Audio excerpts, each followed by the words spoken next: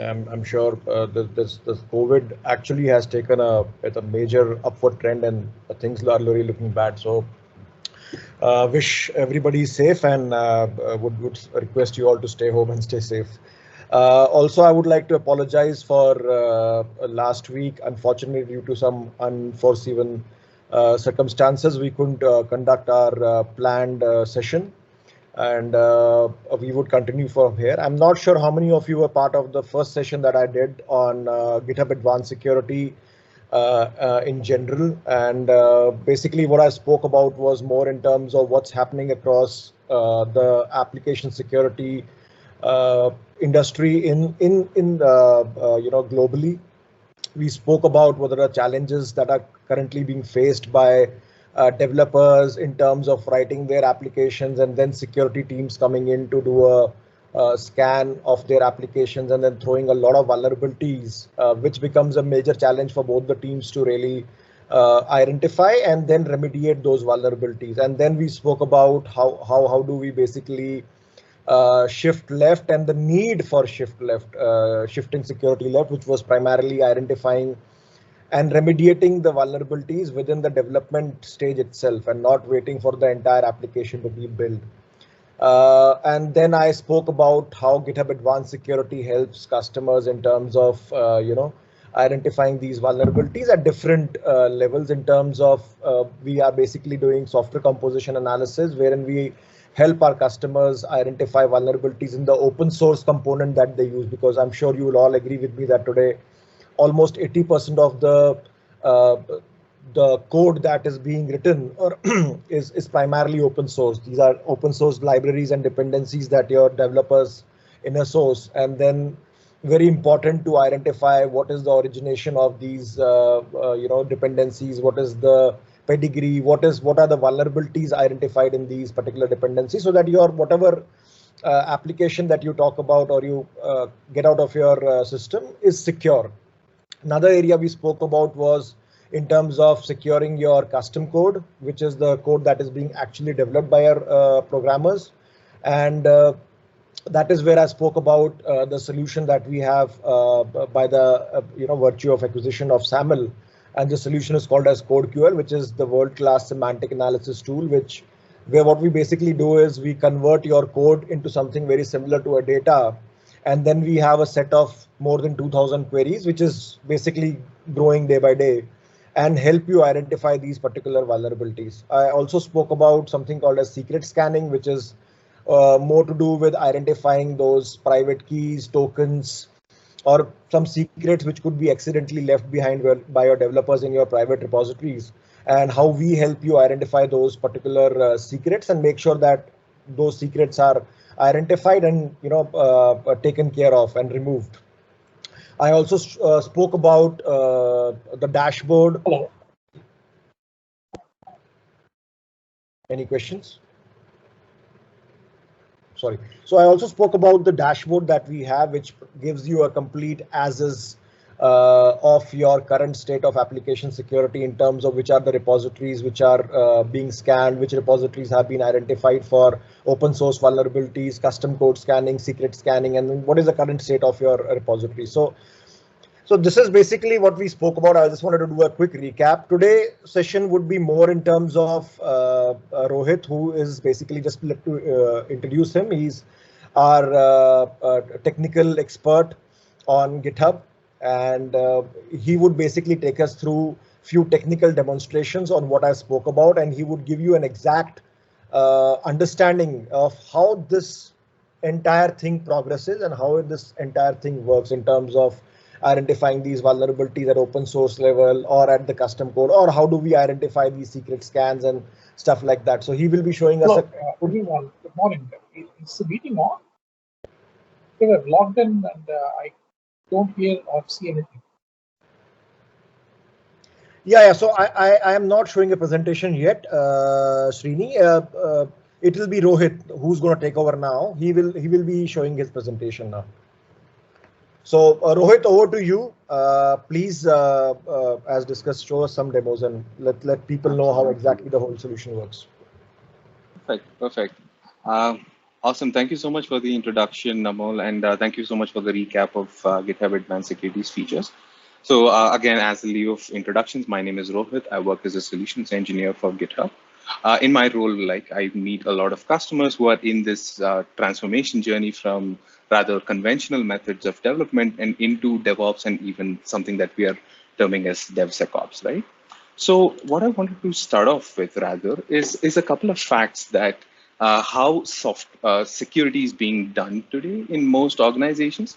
Now, you might be at different paths in your DevSecOps life cycles, but typically, right, the development and QA teams are often in sync. They do write their codes, their testing suites, all of that are written, and there are robust CI and CD practices.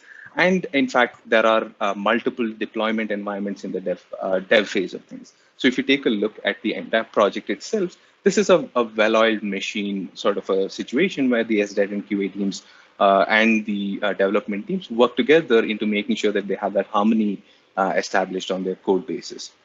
Now, their project or their priority is to deliver features on time and budget. Now, typically at this point, right, like when the development teams are sort of satisfied with their work and they want to push it into a sort of a pre-prod or a prod scenario is when security typically comes in as a reviewer. And this is exactly what's happening across most of our consumer bases. If you see across our customer bases, this is something that most customers agree with. But unfortunately or fortunately, the way security acts today is acts as a gatekeeper. It sort of makes sure that the project is in compliance to security norms. But at the same time, what this causes is some sort of friction between developers and security teams. Security teams want security issues fixed. Development teams want to deliver things on time and budget. But at the same time, not every security issue can be fixed without letting your project slack. So this causes a sort of a bottleneck, and this leads to sort of compromises in the way you deliver your software. And as a consequence, this might not be the best way to motivate your developers. So GitHub's advanced security product wants to handle application security in a different manner. We pride ourselves with three pillars rather, right? So the first one is a developer first methodology. Now, since developers are consuming security or rather application security signals, and they need to process that and they need to solve that, right? At the end of the day, it's the dev team that fixes the security issues. The QA teams will verify if their fixes are not causing more problems, and then finally security is happy if there are no new issues. So since the developer is consuming that information, GitHub aims to provide this information in the developer first manner, where they are empowered to understand what the vulnerabilities are and what actions they can take. The second most important umbrella that we cater to is we want to provide a native experience where all of the information for the developer and security teams is available in GitHub. They can get all sorts of information from risk to even things like what sort of CV is affecting your code base, or for that matter, what weaknesses are there in your code base. All of that must be intuitive, native, and in a workflow that enables your developers to consume that information very well. And the third point, and rather the most important as far as enterprises are concerned, it shouldn't be a manual process, but rather a good chunk of it should be automated. And finally, only the decision-making process should be left to manual, or rather the fix should be manual, but detecting these issues in your code base needs to be automated. So the way we look at handling security in GitHub is in three pillars. First is we make sure that your supply chain is secure. When I say supply chain, what we typically mean is the open source dependencies that you inherit. Think about it in any project that you're working, you'll be consuming everything from Java to Apache plugins, for example. All of them are open source. All of them are being written by developers that you haven't screened, you haven't interviewed, and you don't know what their priorities are. And unfortunately, sometimes there are security issues with that dependencies as well. So how do you secure that supply chain of dependencies? And that's one aspect of security that we want to deal with. Second is the code that you write, right? Like using these multiple dependencies, using custom written modules. That's why your developers create magic and the solutions that you want to sell to your customers, or for that matter, as a service. Now, what about that code? What if that has issues with what if that has vulnerability issues? We're going to help you find that out as well. And then finally, also enforce a secure development lifecycle in your organization. Make sure that developers understand how to consume security information, add gates in place so that they cannot ignore these security considerations. And that leads to a better software development lifecycle instead. So that was just a brief into what our product is about. I just wanted to recap for those who may not have been around last time. And I wanted to start off my demo with something known as the GitHub Flow. This helps us understand where our products come from and how this rich developer first experience happens. So first, for those who are not familiar with the GitHub Flow, I just wanted to maybe set this as a baseline. So what I have in front of me is a typical GitHub flow, or rather how Git projects typically work. And now there are multiple variations to GitHub flow. There's Git flow and so many other workflows that might work for you. But one of the most key takeaways that you can get from Git itself is the fact that developers are encouraged to create feature branches, which does not impact the main. So for example, let's assume this dark blue line as the main branch. The developer wants to add a feature. They're free to create a new branch, add as many commits as they want, right? Like the main product is working properly, your prod product is working properly. For example, this line is safe. The developer has created a branch, added commit, and they're working on it, and they finally create a pull request. And at this pull request, now this is a very important phase to be. You can discuss with reviewers, you can discuss with your teammates, and you can put powerful CI and CD checks out here in this part of the pull request so that you know for a fact that the code written in this branch is safe to merge with the up one here. Now, this is where advanced security comes in so that it tries and helps you understand that, hey, the code that I'm writing has vulnerabilities.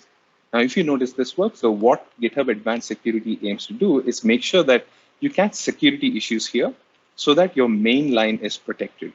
This main line is what's earning you money. This main line is your main product. You don't want security issues on that. It's fine if it's there in the branch because that's not going into production. And this is where you can catch these, fix them, and then safely merge them. So with the understanding of the GitHub flow, I wanted to actually now take you into GitHub. This is my GitHub repository. It's a simple Java Spring Boot sort of a project. I have a very simple prod environment up here. It's a bookstore. For those of you interested, let me just show you the deployment. I hope it's running right now, but yeah, there it is. The simple static web page. It has a couple of books, and let's consider a sort of a scenario where a dev might need to enhance this. So one of the ways I want to enhance this is being able to add like a star rating sort of a thing. So if you imagine any sort of a web-based project, this is how typically improvements go. There will be a Jira ticket, or there will be something that tells the developer, hey, you need to add a new feature. I'm using GitHub issues in my example, but you could be using Jira, Azure Boards, or whatever it is, right? So to speed up this demo, what I've done is I have created this feature in a separate branch, and I've created the pull request.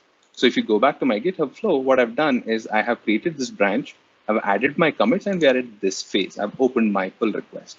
So let's go back and take a look at my pull request and what I've done. So what I've done is I've created a pull request to actually add that rating feature. I've added 2 commits to it. As you can see, there are 2 commits that I've done here. And there are a couple of checks. We'll get to that in a bit. And I've changed a total of 5 files. What's important to notice is I'm on the ratings branch, and I'm trying to merge my changes into the main branch. What that means is I'm trying to merge my changes back into one of the most important lines of my code base. So how do we make this secure? So as one of the main things is during pull requests in GitHub, you can enforce status checks. So the way we have ensured is we have ensured CI and CD to happen here. For example, I'm running build, test, and public. This is just good build practices out there. What I've also done is I've added GitHub's code scanning product into the workflow itself. Now, what happened here is as soon as I added my feature into this branch and I created this pull request, GitHub understood that it needs to run a security scan, and it ran the scan, and it's saying that I'm failing. So let's explore what this error looks like. So as a developer, I now know that there is a security issue with my code.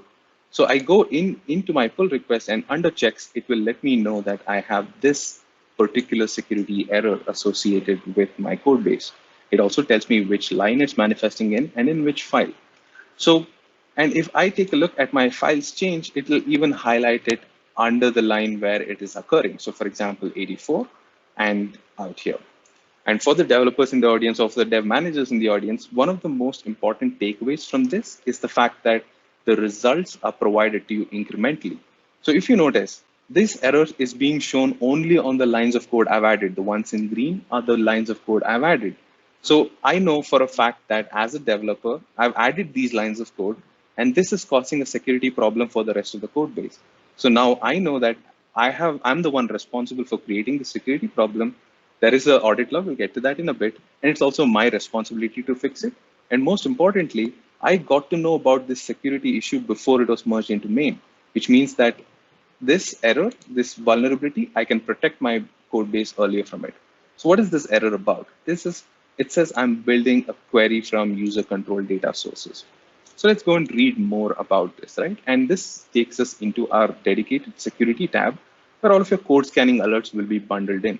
This is where all of your security experts would love to be in and understand the status of security of this project. What you'll also be able to see as a developer, rather, who's trying to fix this problem is which line it's manifesting in. And one of the main things about application security errors is the fact that they have a tendency to occur across your code base. The way data transforms is critical to understanding how to fix these vulnerabilities. So here it's saying my query, SQL query is being built from a user control source. It's also saying where this user control source originates from. So here in a string search variable, I'm inheriting this, doing multiple transformations. But what I'm not doing is I'm not validating if it's a right SQL query, and I'm just directly going ahead and executing it. I can go ahead and read more about recommendations, and this is where GitHub recommends how to work with a SQL prepared statement and to make sure that your code base isn't impacted by it. Another thing is it also lets your developers know that this is the bad way of doing certain things, and this is how they should be doing things to make sure that this vulnerability doesn't exist.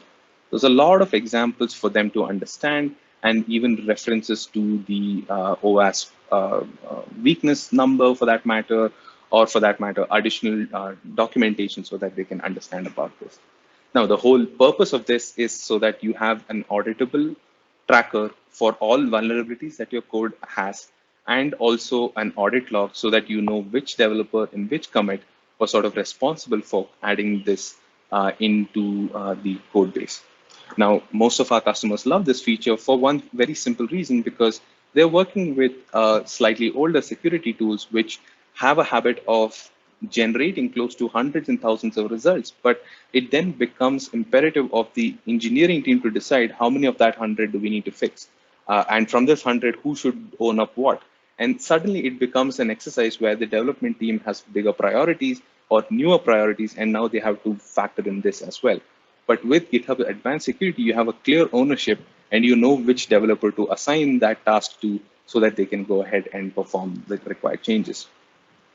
Now, we understand that once the situation is fixed, if the CodeQL scan works again, what happens is that this will go into a closed state if the vulnerability has been fixed automatically, and it will also say that this was fixed in a certain branch. Now, you also have the ability to sort of dismiss this if this is not really an important branch. Sometimes, of course, you will be working in isolation. You know that it's going to be a security issue, but you know you have different plans for it. You can ignore it if it's becoming too noisy. So there is that option as well. So in a manner of how does code scanning exactly work, let me actually take you through how it works. So code scanning uses CodeQL, which is a world-class semantic analysis engine. It's something that a lot of security professionals around the world are excited about. And like Amol mentioned, what CodeQL does is it takes this entire project, it converts it into sort of a database format that can be queried upon for using CodeQL queries. So CodeQL queries are basically the rules or the vulnerabilities that we are scanning your code against. And we are running that as a part of your CI process. So just to show you how a CodeQL query looks like, for example, back into my results, you'll see that my rule ID says Java SQL injection. I can go ahead and view the CodeQL query here. Now, the CodeQL has its own syntax, and this is slightly advanced and beyond the scope of today's demo, but this is how a typical query looks like. This was for SQL injection. You can go ahead and check out this repository for all the CodeQL queries that we include with the product. We have close to 2,000 queries for various issues from security to even linting that are included in this query pack. And you can absolutely write your own queries if you're interested. If there are security folk in the audience, you were wondering how to write your own queries, you can absolutely do that. And that is also supported in the product. Now, in terms of how to operate this as well, what I've done is I'm using GitHub Actions. You can use Jenkins, you can use any sort of a CI system, right? Like we support CI systems in Linux, Mac, or even Windows for that matter. So we're truly platform agnostic as to where you can run these scans. I've chosen GitHub Actions because I find it quite easy. It's already integrated. So what I'm doing here is simple. Every time on a push or a pull request, what I'm doing is I'm running the CodeQL action. It basically initializes CodeQL here, and then it builds the project. Now, this is something important for code scanning. It needs to be able to successfully build the project. So if your build is failing, so will the code scanning. And this is mainly because only a successfully buildable project can be evaluated by code scanning.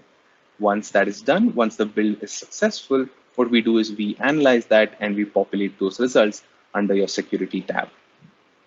Now, this is one of the main ways of how it works. So if you go back into the GitHub flow, this is where the checks are happening. As a part of your CI/CD checks, think of it as one continuous security check you have added so that your developers are getting this information as soon as possible. Now, from a workflow perspective, I have just submitted this pull request, and typically what we have seen in the industry is that code scanning errors are fixed fast. They are fixed really quickly, and it has a high remediation rate. Now think about it for a second. Why does this have such a high remediation rate? It's primarily because of how this information is being presented to the developer. As a dev, I created this pull request as a submission of my work. I was told that there is a issue with it within 20 minutes maybe, or that it typically depends on how big your project is. And then I know exactly what changes I've done. It's not weeks later I'm getting this information. And for me, it's just adding another commit. So if I were wanting to fix this, all I would need to do is I'm going to use GitHub here to fix it. You can fix it in multiple ways. I can just go to this file, edit it, add the fixed piece of code, and then it will rerun the scan. That way, I know for a fact that I've fixed all of my issues before proceeding with a merge. So this way, what we are trying to do is ensure that you can run code scanning as a part of a developer workflow and provide the smells and signals to your developers as early on as possible. Now, security teams are wondering here, can we run this as a central scan? Can we run it on all the main branches? You definitely can. CodeQL at the end of the day just looks at a commit and a branch to run this on. So what we have done is given you this pull request integration to have this sort of a workflow, but totally you can run it separately. You can run it on a time schedule, like every Friday, for example. You can configure code scanning to run on the latest commit on the main branch. That's entirely possible. So all of the alerts are part of the code scanning umbrella here. You can choose which branch. We typically display only the main branch here because, or rather the default branch for your repo. But you can go ahead, scroll down, and then select your other branches, and it will call out any security issues there. Now, one of the best features of GitHub Advanced Security Code Scanning is the fact that it is extensible. It's not just CodeQL, and we have never been into the business of locking you into a certain vendor. So while you can use CodeQL, while GitHub Advanced Security enables use of CodeQL, if you have multiple investments in other security scanning tools and they generate SARF files, you can consider integrating them with code scanning as well. So what it would be is there would be an additional line saying CodeQL. There might be another line for check marks, and similar other such security providers can integrate well with us.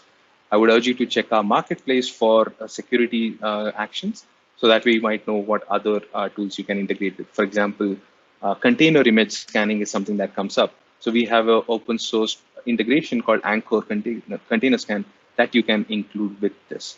So this is all about scanning that 10% of your code to make sure that you catch your vulnerabilities as early as possible. Any questions flowing in from the chat, Amol, Kantesh, anything that needs to be addressed? Or if the audience has any questions, happy to take them now before I jump into my next segment.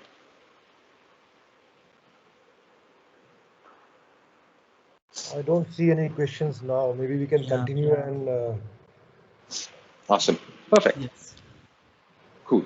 So now let's move into the other features. So the 10% of the code base, right? Like we're using all of your open source dependencies and your developers have written magic. It's all caught using security gates using CodeQL. it's handled that way.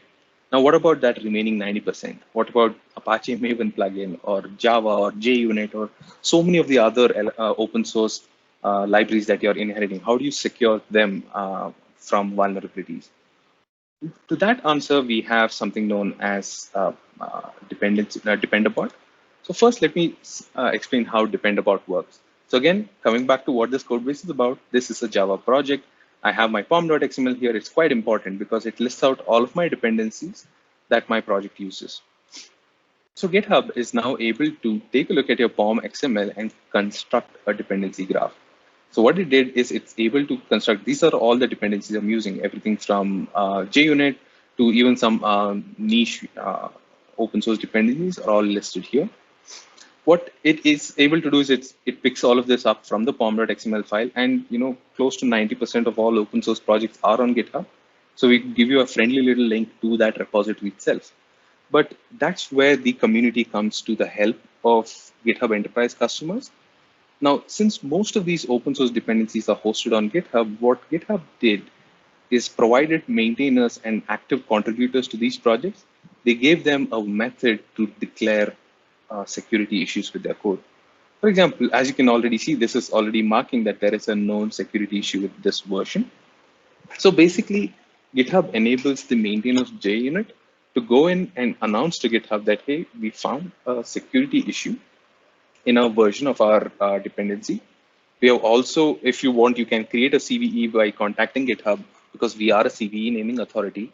And then once you fix it, you can also let the rest of GitHub know that a certain fix number is available. Now, in this case, that's exactly what happened. So JUnit team would have figured out that 4.13 has a security issue. They've even named a CVE for it. And they've also said that upgrading it to this minimum version will protect you from the CVE. Now, that is one way to take a look at this information. Of course, security signals are put in one place. You can even go into your Dependabot alerts and you'll see there is an alert associated with this as well. Dependabot also told you about the CVE, what this issue is. And what it also did is it created a simple pull request. Now, this pull request is quite important, mainly because Dependabot understood that there is an issue here. It also understood that going to this would fix the problem for you. And it did exactly that. It created a simple branch. Now going back to the GitHub flow, it didn't mess with your main branch. It created a simple branch with its fix. And its fix was quite simple, right? All it did is it changed the pom.xml from this version to this version. Now your CI checks would kick in, including your whole security checks. All of them would kick in. And once they're clear, you can go ahead and merge it. And you will be safe from that CVE. Now you do notice something called a compatibility score. Now this is an aggregated information so that we can give you a confidence to upgrade. So higher, the better. It means that 97% of people, all of them who upgraded from this version to this version, did not see their builds breaking, did not see new issues. So this is that sort of a confidence score that we generate so that you can understand how important how safe this fix is. So Dependabot is our answer to be able to do continuous source composition analysis. So you might have used other tools in the toolchain, of course, but again, Dependabot is automated, native, and a developer-first tool so that devs get this information as early as possible, and it minimizes the effort to solve this. And all of that information that they require to solve this is put into one place. Now, Dependabot, this dependency graph and Dependabot is included in the base GitHub Enterprise package. Security, on the other hand, GitHub Advanced Security wants to take Dependabot and make it a little bit proactive. Now, I'm sure the security guys in the audience would have understood by now that Dependabot is great. It helps you protect your open source dependencies, but in a way, the vulnerability has already come to your code base. You're thinking, is there a way to prevent this from happening to the developers? And that's exactly what we're working on, right? Like, let me take you to another repository here and a simple pull request, right? Like, let's go back here. Again, pull request, by now you've heard this a lot, you're familiar with this. So in the pull request phase, if let's say one of the developers is trying to change a dependency version number, or they're adding new dependencies to the project, we can help you understand the differences. And we can also let you know if one of those dependencies has a vulnerability. For example, my package.json is being updated here by one of my colleagues. What they're trying to do is they're adding a new dependency called JSON logic.js. And what dependency review is telling me is that there is a high severity CVE associated with it with version 1.2.3. So this is a warning for me that the new dependency I'm adding could create problems for my code base from a security perspective. Now I can go in and I can see if there is a fixed version for it, and it says the patched version is greater than 2.0. So I might need to start thinking and start evaluating if 2.0 can work with my code base. So this is early feedback to your developers before they finalize on the dependencies, before it hits production. You can understand all of this information better. It also gives you a good look at your dependency. For example, these are updated and there'll be new and remove. All of this will be shown in this view so that you can understand the state of your dependencies, the licenses you're consuming, and that way you can do true SCA, open source SCA, right from GitHub. Any questions on Dependabot or for that matter, code scanning? Happy to answer them. If not, I can jump into my final couple of features from GitHub Advanced Security.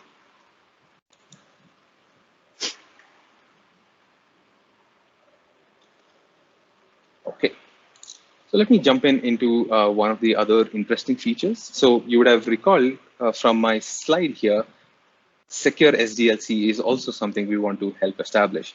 Now you would have seen pictures of this already by now in my demo, like the GitHub pull request integration was able to make sure that developers don't ignore security issues and they fix them as early as possible.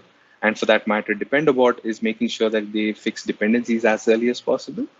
Now, another common vector of attack that we typically see is that developers forget hard-coded tokens in the code base. Now, we have all done that as developers. I've done that myself. It's how you start. You add hard-coded tokens into your code base, and then your code becomes like 1,000 lines long and you forget about it. And then you're worried to remove it from your code base because you don't know what it will break.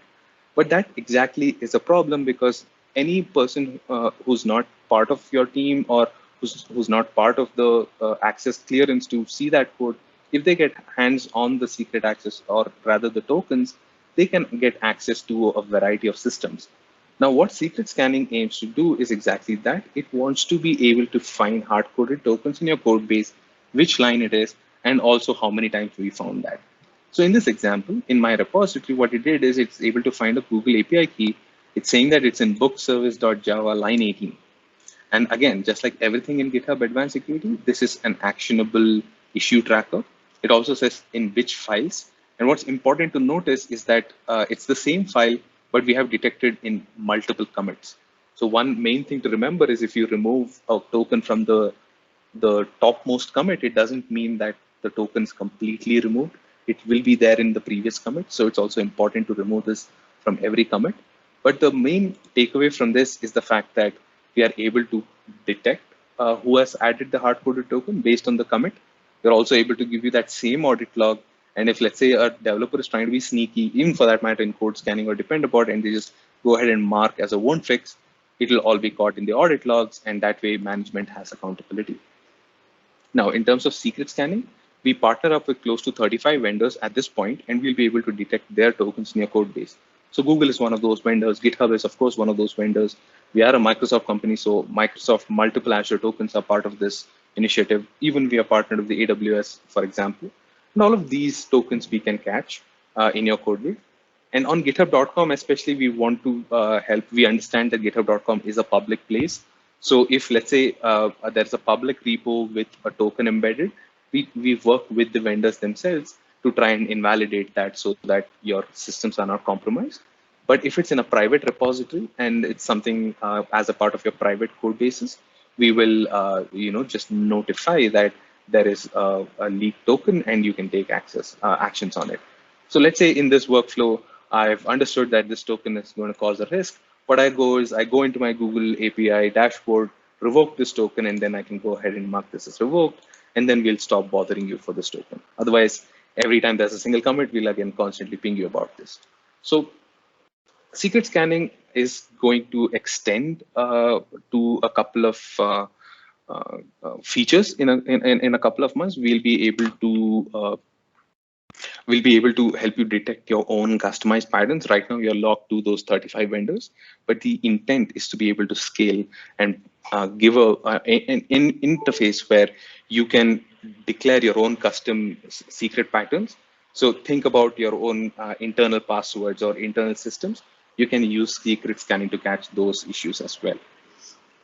So in summary, secret scanning is there to make sure that developers are not leaving behind these hard-coded tokens.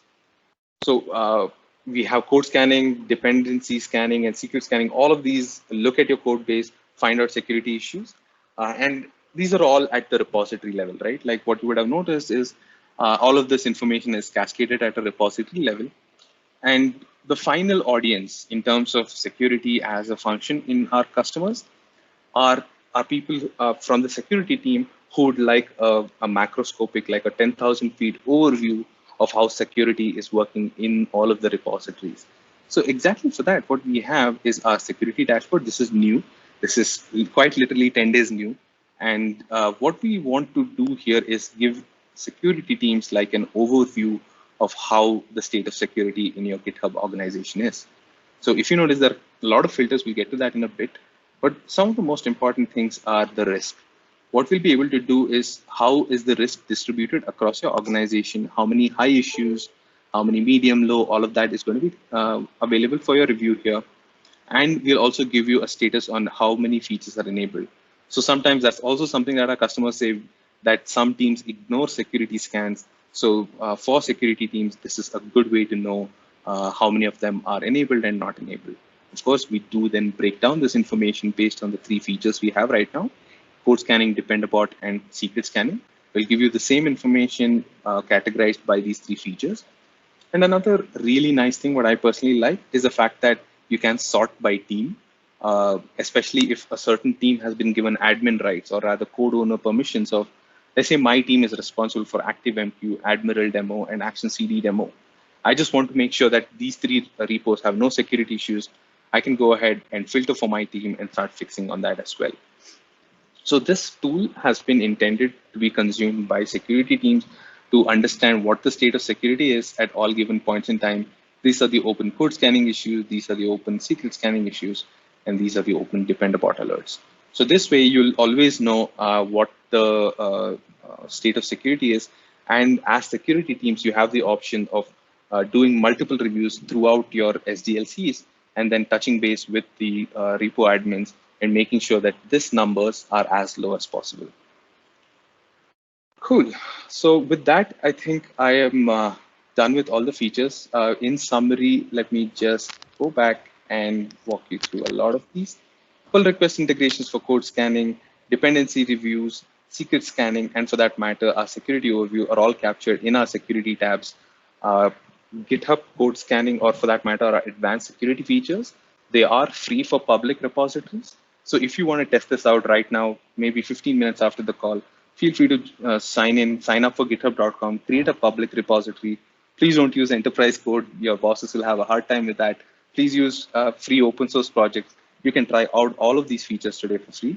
But if you would like to discuss more on how to use advanced security for your enterprise code base on GitHub for private code, please do let us know. We can interface with your teams and come up with a plan on how we can evaluate these for your production code bases as well. So with that, back to Amol or Kantesh, and happy to answer any questions if there are any too. Thanks, Rohit. I think it was a good session. Any queries, any questions you have that you would want to clarify, even now or even later on, in case you have any questions that you may come across, you can always write to us. You can write to Kantesh, and we will personally get back to you on any of these queries. I hope the session was good. So any questions if you have? Thank you, Rohit. It was a good session. All the way, myself and Kantesh will also follow with the registered participants, and in case if there is no questions now, we will also follow up and try to get if anything from them open questions, and we will also get that connected back to you.